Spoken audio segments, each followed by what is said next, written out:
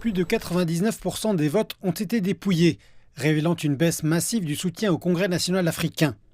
Le parti au pouvoir avait besoin de 50% plus un siège pour conserver sa majorité. Les premiers pronostics indiquaient que l'ANC obtiendrait entre 42 et 49%.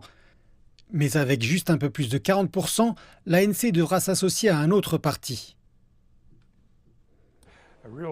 C'est un moment véritablement décisif pour les comités exécutifs nationaux, tant du côté de l'ANC que de celui de l'Alliance démocratique. Est-ce qu'il sera avantageux pour les deux partis de faire une union avec un score combiné de 62% des voix?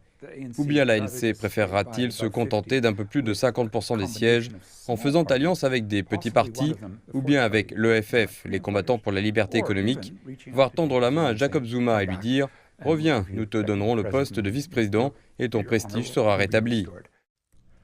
Le décompte des voix pourrait également donner lieu à des bouleversements au sein de l'ANC, ce qui pourrait remettre en question les espoirs du président Cyril Ramaphosa de briguer un second mandat. Cela pourrait également avoir des conséquences pour l'avenir de l'Afrique du Sud. Nous connaissons le leadership de Cyril et je pense que ce leadership offre beaucoup de certitudes.